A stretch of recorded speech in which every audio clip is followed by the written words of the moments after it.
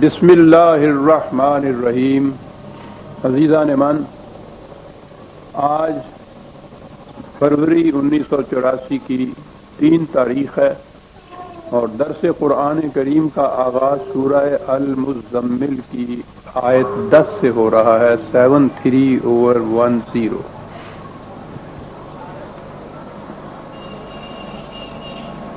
اس سورت کا پس منظر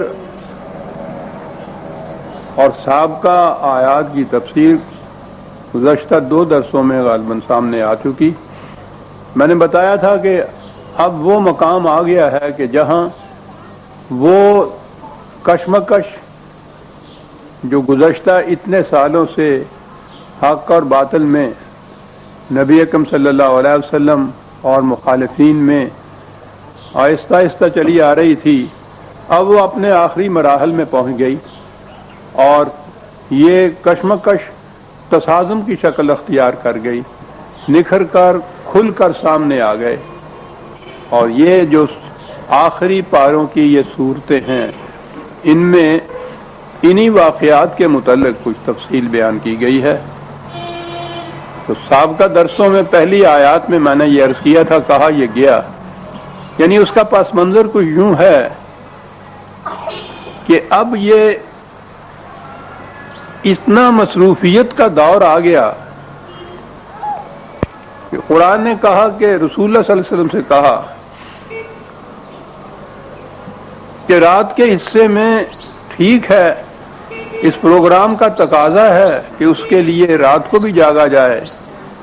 لیکن اتنا زیادہ نہ اس میں کیجیے، یہ جسمانی طور پر طبی طور پر زیادہ عرصے تک یہ جاری نہیں رکھا جا سکے گا،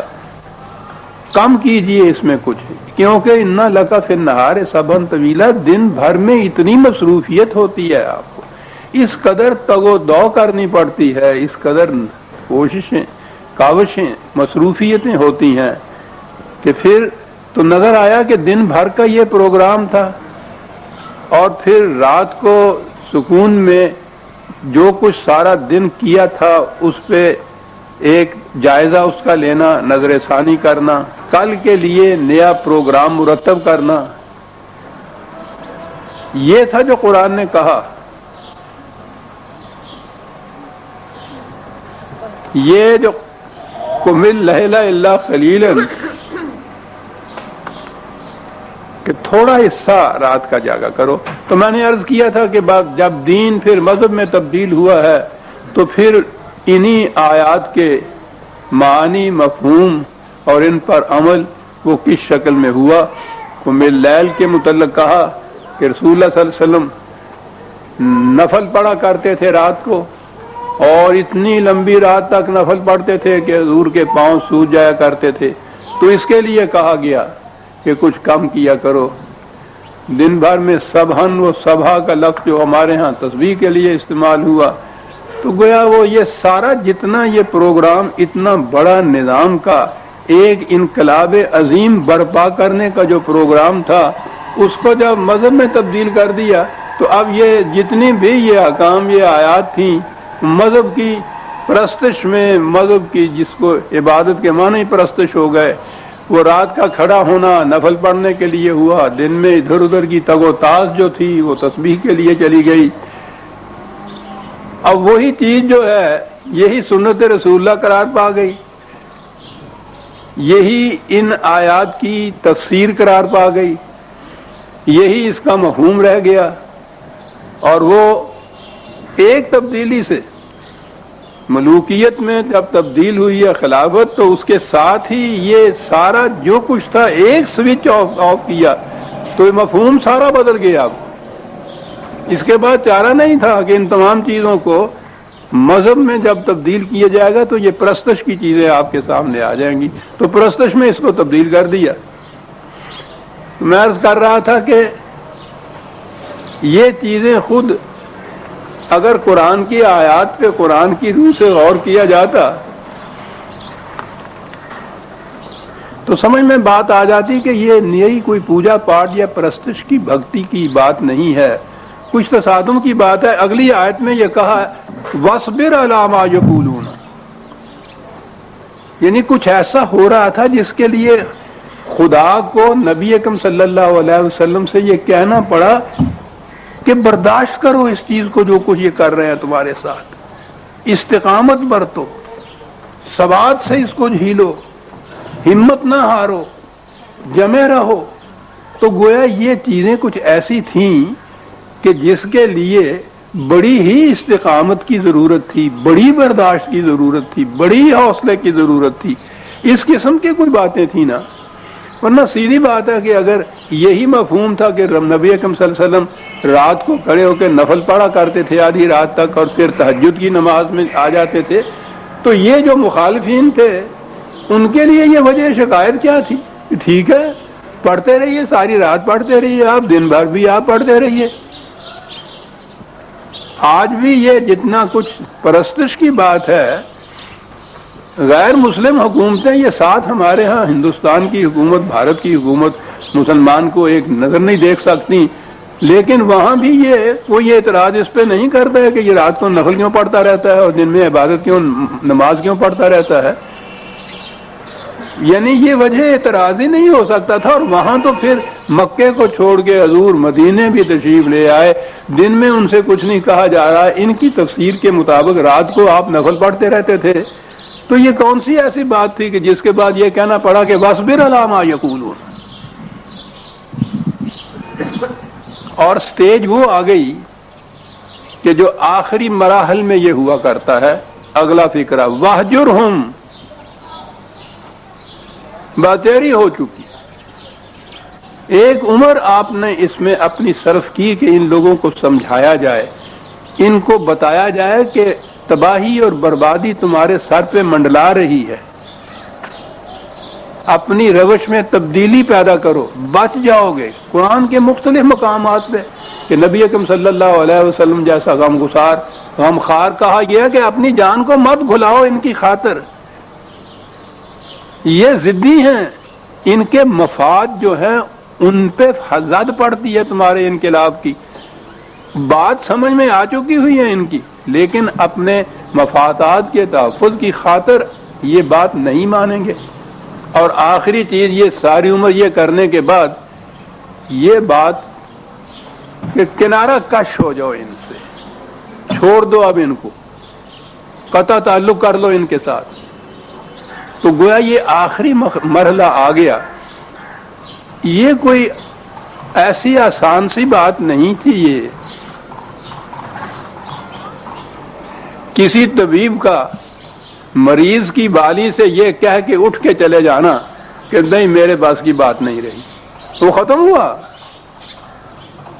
اٹھتے ہوئے جو آپ بھر کے وہ یہ کہہ دے کہ یوں خدا کی خدائی برحق ہے پر اثر کی ہمیں تو آس نہیں، تو وہ تو جیتے جی مر جائے گا اس کے بعد۔ آج تو یہ لفظ ہمیں نظر آتا ہے کہ یہ کہہ دیا کہ اچھا تمہارا میرا کوئی واسطہ نہیں، کوئی تعلق نہیں، لیکن آپ گہرائی میں جا کے دیکھیے، ایسا طبیب مشفق جو اپنی جان کھلا رہا تھا ان کی حفاظت کے لیے، ان کی بہتری کے لیے، اس کے متعلق یہ بات کہ ٹھیک ہے بھائی میرا کچھ واسطہ نہیں ہے، میں اب کچھ نہیں کر سکتا تمہارے لیے، یہ بہت بڑی چیز تھی۔ اور پھر آخری مرحلہ ہے یہ اس کشمکش کے اندر یہ کہنا واجرہم، اور قرآن ہے واجرہم کے بعد حجرن جمیلا، یہ بات بھی حسن کارانہ انداز سے کہو۔ مخالفت، مخاصمت، تصادم، دشمنی، مقابلہ وہ تو ایک طرف رہا، کنارہ کشی اور علیحدگی بھی اختیار کرو تو حسن کارانہ انداز سے اختیار کرو۔ یہ فرق ہے دنیاوی سیاست میں اور قرآنی سیاست میں۔ لیکن بہرحال واجرہم کی منزل تو آ گئی نا، یہ معلوم ہو گیا کہ اگلا قدم اب وہ نہیں ہوگا جو اس سے پیشتر اتنے سالوں تک ہوتا رہا ہے کہ تنذیر ہی ہو، آگہی ہو، وارن کرنا ہی ہو، بلکہ اب کوئی منزل وہ آ گئی ہے جس میں اب تصادم ناگزیر ہو جائے گا کہ یہ کہہ دیا کہ اچھا بھائی اب تمہارا میرا کوئی تعلق نہیں رہا، وجرن جمیلا۔ اور اگلی بات واضح کر دیتی ہے جو میں 3 درسوں سے کہتا چلا آ رہا ہوں کہ یہ منزل کون سی تھی اب ٹکراؤ کس بات سے تھا؟ میں پھر دوہرا دوں کہ یہ جو انقلاب کی آواز بلند کر رہے تھے نبی اکرم صلی اللہ علیہ وسلم، اور اس کو برپا کرنے کے لیے یہ عملی جدوجہد ہو رہی تھی، اس میں ان قریش کا باقی کچھ نہیں بچتا تھا۔ قریش قبیلے کے اعتبار سے وہ جیسے آج کل کی ہمارے برادریوں میں اور ان میں ذاتوں اور گوتوں میں وہ سید ہو جاتے ہیں نا، قریش تو پوچھو نہیں کہ اپنے قبائل میں ان کا کتنا مقام ممتاز تھا نسبی اعتبار پر، صرف قریشی ہونا۔ ادھر یہ کیفیت، ادھر اس انقلابی آواز کی یہ کیفیت کہ حضرت عمر فاروق رضی اللہ تعالیٰ عنہ بلال کو سیدنا بلال کہتے تھے،